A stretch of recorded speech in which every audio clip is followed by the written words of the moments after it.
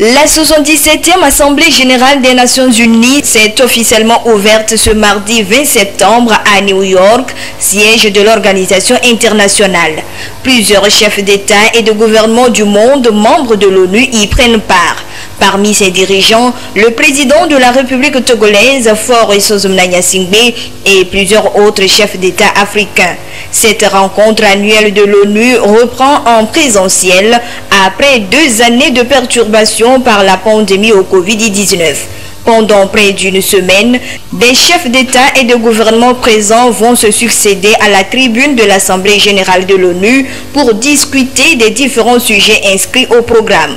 Il s'agit notamment de la guerre ukrainienne qui n'épargne pas le continent africain. De nombreux pays africains dépendent des importations alimentaires et hydrocarbures des 2 pays en crise et subissent actuellement le coût de la guerre. L'Afrique en bénéficiera si une solution est trouvée à ce conflit lors de ce sommet onusien. Le dérèglement climatique, une autre menace à laquelle fait face la communauté internationale. Le sujet sera aussi au cœur du débat. Les changements climatiques constituent pour le continent africain un défi majeur et fait objet de rencontres, d'échanges afin de faire face à ces multiples conséquences, entre autres l'augmentation de l'insécurité alimentaire. C'est aussi un autre point inscrit au programme de ce 77e sommet de l'ONU. Cette réunion annuelle de haut niveau devra, au terme des travaux, permettre de prendre des résolutions contre les différents enjeux dont fait face la communauté internationale. En rappel, l'Organisation des Nations Unies ONU compte aujourd'hui 193 pays. Cette organisation internationale a pour objectif principal d'œuvrer pour la restauration et le maintien de la paix et de la sécurité dans le monde. Elle a été instituée en octobre 1945 par la ratification de sa charte, adoptée le 26 juin de la même année.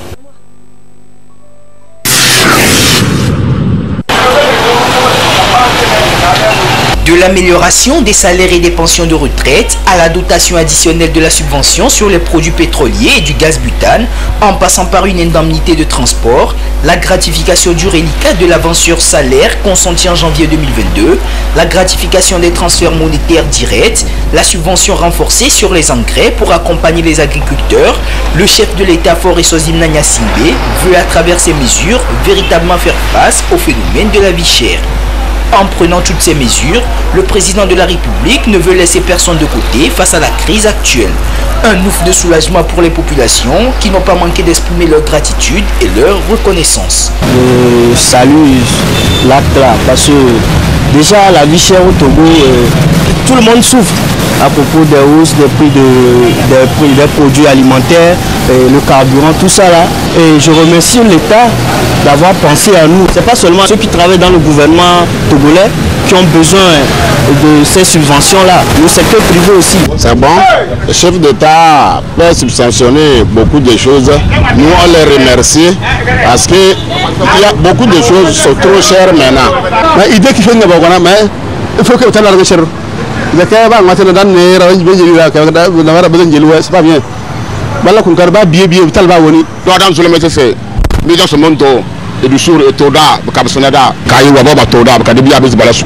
Ces mesures s'inscrivent dans l'axe 1 de la feuille de route gouvernementale 2020-2025 qui vise à renforcer l'inclusion et l'harmonie sociale et consolider la paix. L'Association togolaise des consommateurs ATC salue aussi cette initiative du chef de l'État, Faure Gnassingbé. L'ATC a pris acte de ces décisions et félicite le gouvernement pour ces mesures qui tombent à point nommé dans ces circonstances. Beaucoup de Togolais se sont réjouis de ces 10 mesures, mais une chose est de prendre des décisions et une autre est de les mettre en exercice.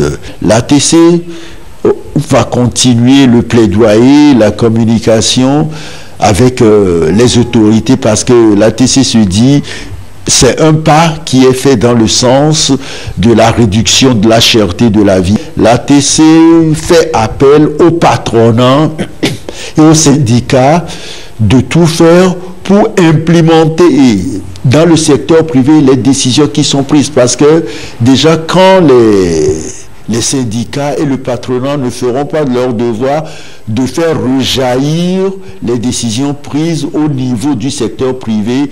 Donc, il n'y aura que la frange de l'administration qui bénéficiera. À noter que les discussions avec les partenaires sociaux et le secteur privé sont en cours en vue de la revalorisation du salaire minimum interprofessionnel garanti, SMIC.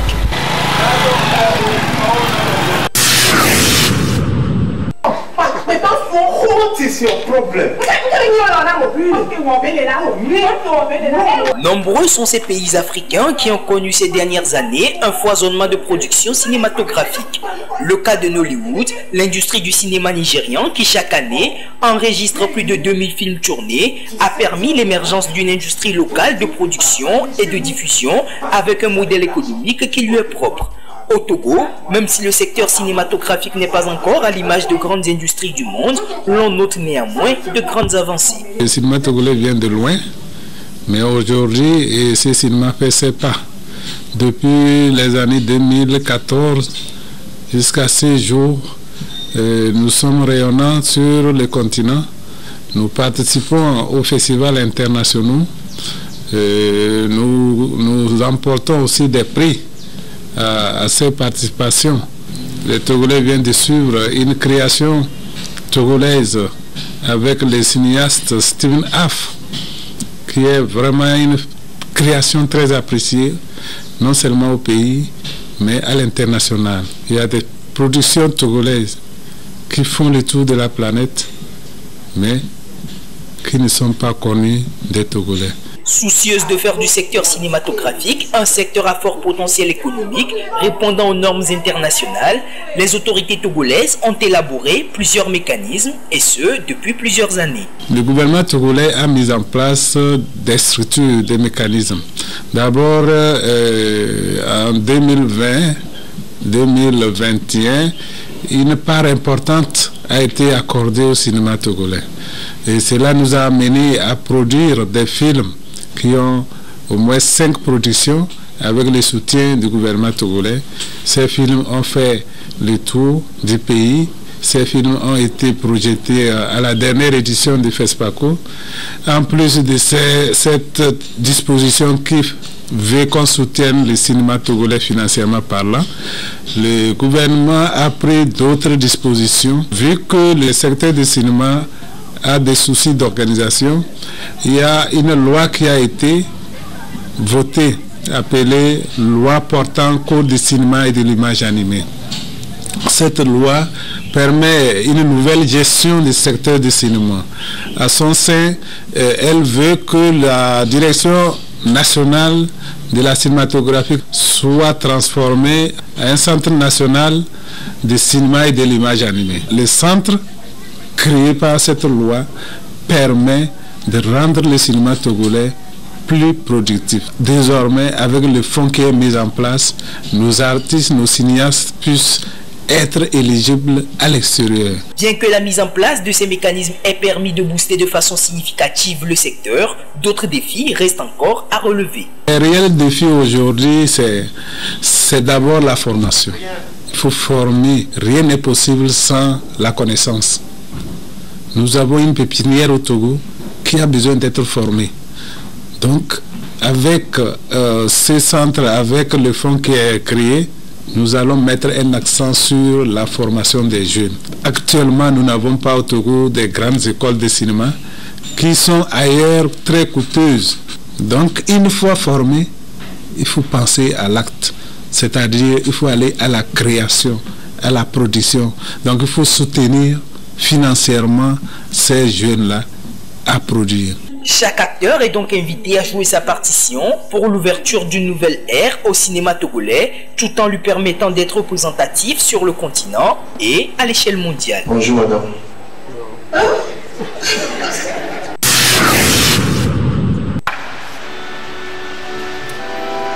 19 septembre 2017, 19 septembre 2022, cela fait exactement 5 ans qu'il a plu à l'Éternel de rappeler à lui Joseph Samuel Pitang Tchala, ancien ministre de la Communication et de la Formation civique, ancien conseiller du président de la République et président de la HAC d'alors.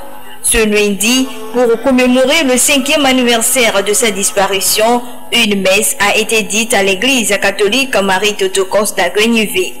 Messe au cours de laquelle parents, proches, amis et collaborateurs ont prié pour le repos éternel de l'illustre disparu. Nous venions ici prier Dieu de l'accueillir dans son royaume. Son souvenir, les œuvres qu'il a bâties sont là. C'est tangible. La télévision a évolué avec lui et nous avons été fiers d'avoir eu comme guide M. Pitan Tchala, paix à son âme. Son Excellence, Feu Pitan Tchala, c'est vraiment un homme. Je suis venu aujourd'hui pour le 5e anniversaire parce qu'il m'a trop marqué. Et c'est un homme humble qui aime toujours aider, qui aime toujours le bonheur de tout le monde. Il aime le travail impeccable. Il est sévère, mais pas méchant. C'était un homme très gentil. Il nous donnait assez de conseils chaque fois.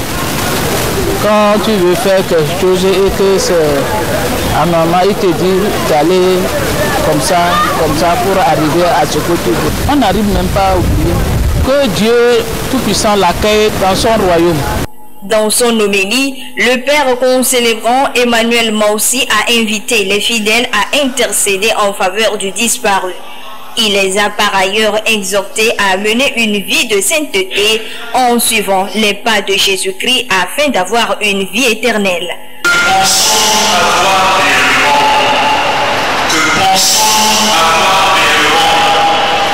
Qu'est-ce qu'il y a de stable que nous pouvons avoir l'assurance de posséder? Il y a quelque chose que nous avançons ici-bas, cherchant vaille que vaille à s'approprier les choses qui nous entourent. Oui, les relations humaines, oui, les liens matériels, mais tout cela nous est arraché d'une façon ou d'une autre et à tout moment. Que pensons-nous véritablement avoir lorsqu'on parle de gain? Qui confie dans le Seigneur? Est-ce qu'on est en train de parler de choses matérielles ou de choses spirituelles? Il faut alors commencer à réfléchir. Celui qui amasse un trésor qui ne finit pas, c'est celui-là qui a le cœur ouvert. C'est celui-là qui a le cœur droit. Celui-là qui ne vit pas dans l'ombre de la méchanceté, de la mesquinerie.